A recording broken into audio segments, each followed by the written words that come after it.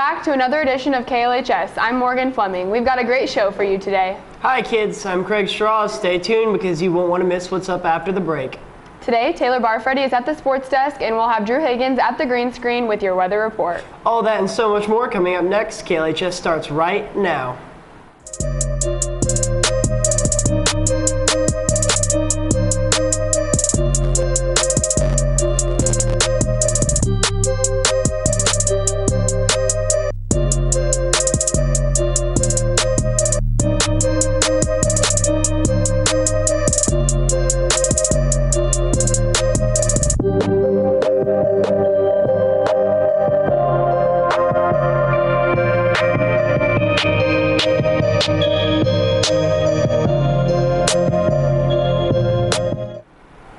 Welcome back. Let's first start off with sports. Although it was a rough weekend for sports in Kansas City, we still have to say congrats to our boys in blue last Friday night.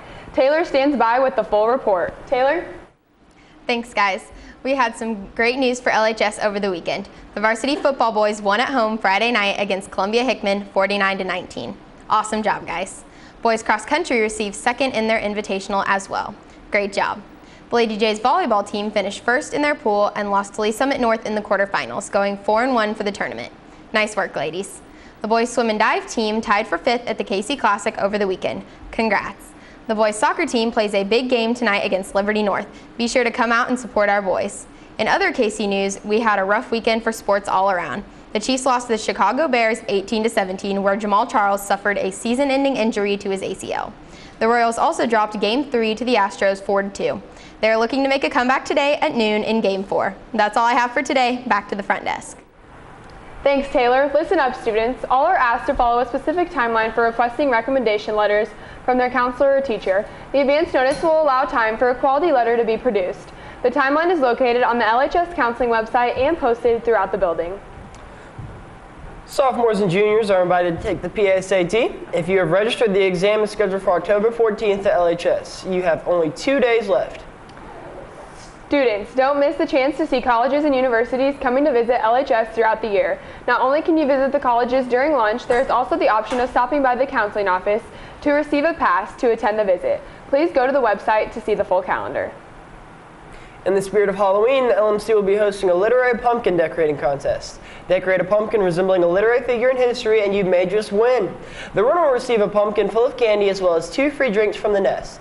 Pumpkins may be turned into the library anytime on Monday, October 26th or Tuesday the 27th. Voting will take place Friday, October 30th. All students and staff are welcome to participate.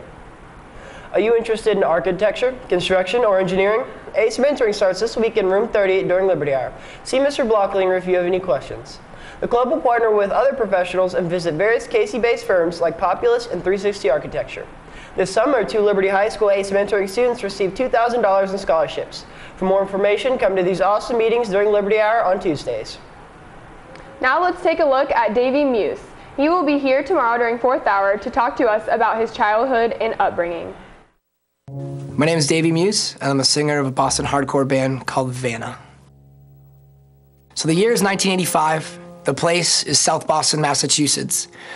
There's this married couple, the name of the Polinos, and they're the biggest drug dealers on the East Coast. They run heroin and cocaine up and down the entire East Coast and all of New England. One night, the door got busted down by ATF and FBI and police. The whole place got raided. Everyone went to jail. Later that night, one of the police officers laying in bed and he felt something in his chest and he had to get up and he had to go back to the scene and back to the apartment.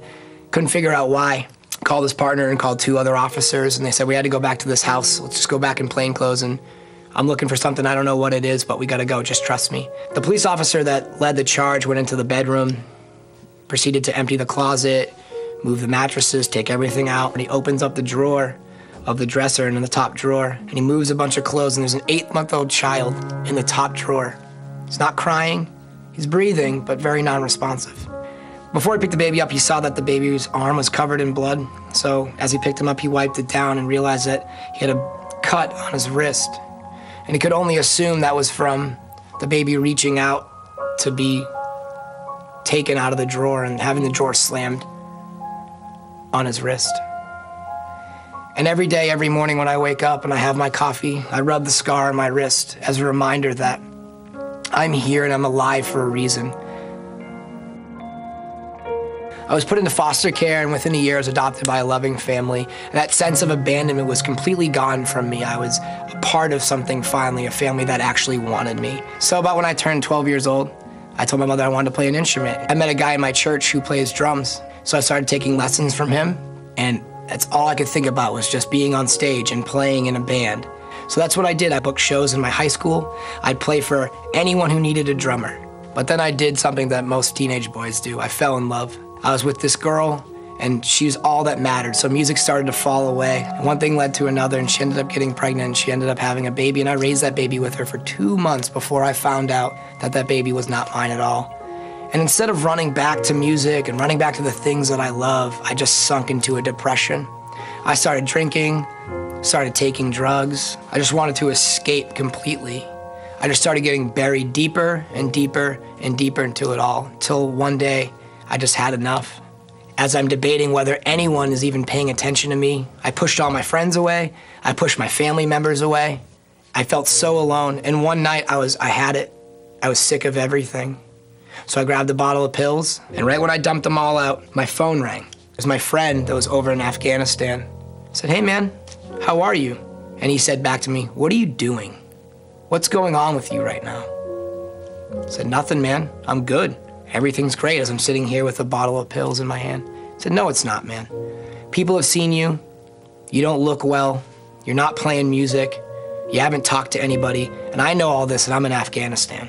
It took that phone call all the way from across the world for me to realize that people do care and that I was pushing everybody else away. So after that point, started booking a bunch of tours. I ended up booking a tour with Vanna from Boston, and we got to talking, and they ended up asking me to join the band. And for me, that was a really big step. They were doing something that I wanted to do so badly. So I took that leap and I joined their band. Every song that I wrote, I made sure it was super personal. Every show that we played, I made sure I talked to as many kids as I possibly can. Because if I can help keep somebody else alive, my life is now worth it. We played a show in Columbus, Ohio, and I ended up meeting this kid. He grabbed me and asked if he could talk to me real quick. And he looked at me and said, "I tried to kill myself because I had nothing left. I tried to kick drugs, and when I tried to kick drugs, all my friends left me, and my girlfriend left me, and I had nobody, and I felt alone. So I tried to end my life." So I looked at him and said, "What's your last name, man?" He said, "McIntyre." I said, "Cool, man." Well, every great family, every great name, every great legacy had to start somewhere. And right now, today, you can start. You can make the McIntyre name something to be reckoned with. And once you know, a few years later, Chris came running up to me at another show, and I was so proud of him because he got a job, he had a girlfriend, he looked so healthy, like he was doing so well. And that's when I realized I had to start being comfortable with the uncomfortable. I had to step out of anything that I was doing. I had to share my story so that other people felt like they could come forward and share their story. And so much this world can just bury us up to our necks in problems and ordeals and just crap. And it's up to us to find our shovel to dig our way out. And once we're out of that hole, it's our responsibility to go find other people that are buried up to their necks and dig them out of their holes. And for me, my shovel is music. What's yours? If students are uncomfortable with this topic due to personal experience or loss, they are welcome to come to the counseling office during the presentation. Counselors and social workers will also be available after the presentation. This weekend, the LHS Marching Band participated in a competition at Central Methodist University. The band received 3rd place in the field competition, drumline and color guard placed 2nd. The band competes again this upcoming Saturday against Liberty North. Good luck. As the temperature continues to drop going into the fall, LHS will be holding its annual coat drive from October 15th through the 21st. By donating, you'll be helping to keep homeless kids and adults of all ages warm this winter. Our in-studio meteorologist, Drew Higgins, now stands by with your weather report. Drew?